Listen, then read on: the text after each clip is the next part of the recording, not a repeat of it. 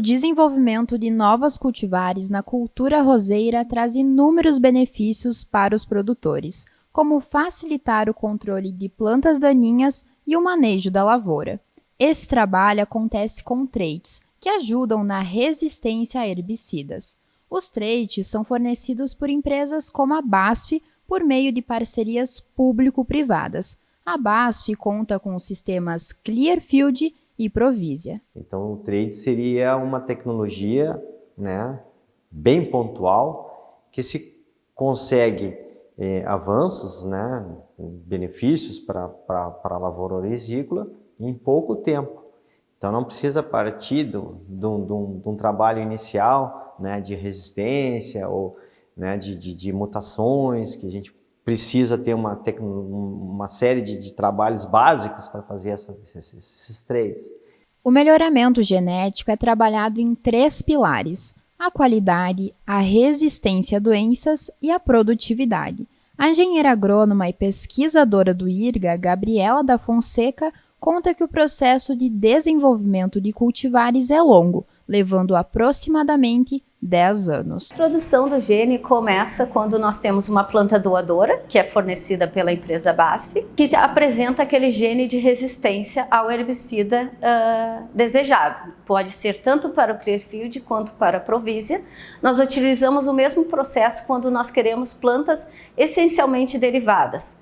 O que são as plantas essencialmente derivadas? Quando a gente já tem uma cultivar, ela é desejada pelo mercado, ela é aceita pelos produtores e pelas indústrias e o mercado consumidor, e nós queremos colocar um gene de resistência nesta planta. Como nós fazemos? A gente pega a planta doadora do gene, fornecida pela BASF, e cruza com essa nossa cultivar de interesse, que vai ser utilizada como mãe. O processo para chegarmos até a semente F1, que seria o nosso primeiro cruzamento, ele se dá através de emasculação da planta feminina, que vai ser da planta mãe, que vai ser a receptora do pólen, através de termoterapia.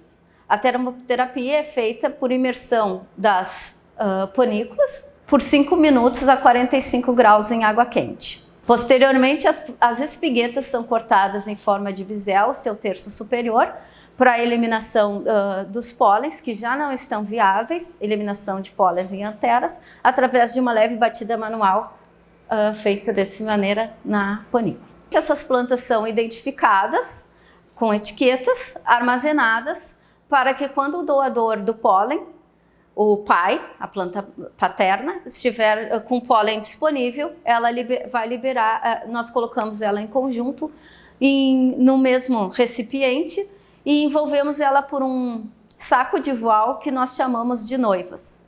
As plantas permanecem ali por um tempo até que tenha ocorrido a fecundação. Quando nós tiramos as plantas das noivas, elas estão assim.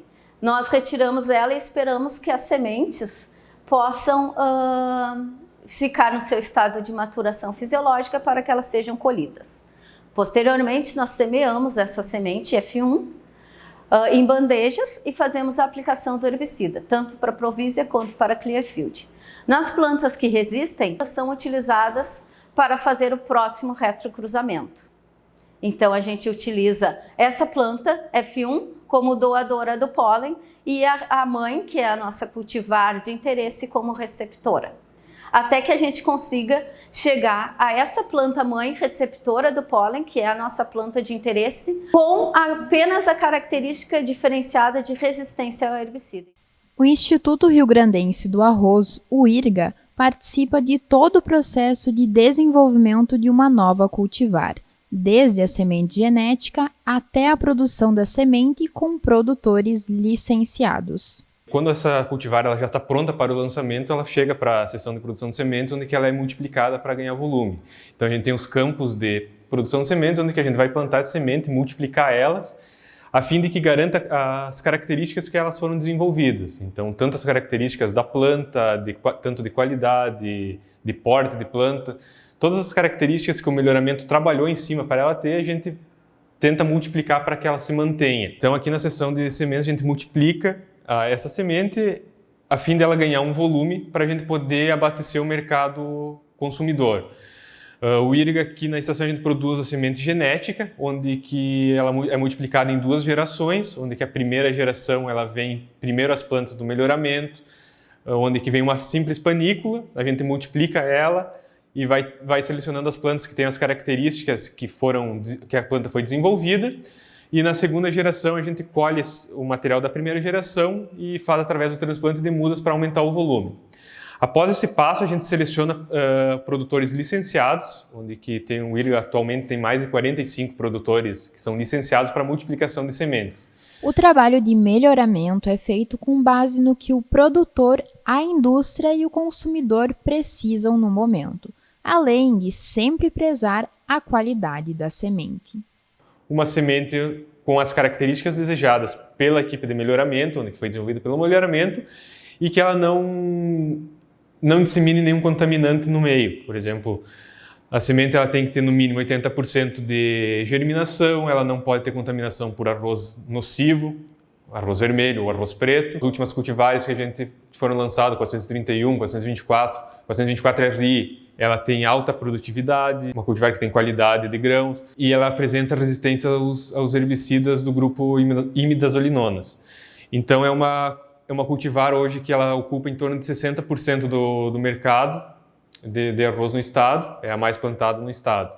A cultivar mais recente lançada foi o IRIGA 431CL, ela também é do grupo Clearfield, mas ela tem um potencial produtivo um pouco menor do que o 424RI, porém a qualidade de grãos dela é maior. Então foi uma demanda da indústria e dos produtores para que fosse desenvolvido um arroz com uma qualidade maior. Além do sistema Clearfield, a BASF desenvolve o sistema Provisia, com outro modo de ação contra herbicidas. A BASF agora tem um sistema que está desenvolvendo para um outro grupo, que isso é muito importante, um outro modo de ação de herbicidas, diferente do sistema Clearfield, né, que é o sistema Provisia. Ela também, da mesma forma, né, vai se colocar essas resistências, né, em cultivares já conhecidas, né, e vai ser possível então alternar cultivares Clearfield com cultivares Provisia, né, justamente para evitar a resistência de plantas daninhas, que o uso contínuo do mesmo produto, ela vai aumentando essa resistência. Então, com essas duas tecnologias em alternância, vai ser possível. Adriano Magalhães, pesquisador de melhoramento genético da Embrapa, relata como o uso de traits do sistema Clearfield foi revolucionário para o controle de plantas daninhas, como o arroz vermelho. E uma das tecnologias que se recuperou áreas já totalmente degradadas com o arroz vermelho foi justamente esse trait aí, de conseguir a resistência a herbicidas, né, de amplo espectro, capaz de controlar o arroz vermelho. Nós tínhamos áreas que estavam comprometidas no Rio Grande do Sul, né, em função da infestação do arroz vermelho, que ele, na verdade, ele não causa problema nenhum de consumir o arroz, mas simplesmente ele é um arroz muito pouco domesticado, vamos dizer assim. O vermelho, porque ele tem pericarpo vermelho, mas pode não ter também, mas ele tem uma alta deiscência. Então, quando a lavoura vai ser colhida, o arroz vermelho já caiu no solo. Então, ele infesta muito a área. Então, fica aquele banco de semente, ele pode entrar em dormência, pode ficar 2, 3, 4, 5, existem relatos até de 20 anos de arroz vermelho dormente. E aí, quando o produtor vai entrar na área para plantar, acha que a área está limpa, né? E vem o arroz vermelho e compete com a lavoura cultivada. Então, foi um salto, digamos assim, um divisor de marco essa questão da tecnologia Clearfield no Rio Grande do Sul, em termos de alavancar a produtividade.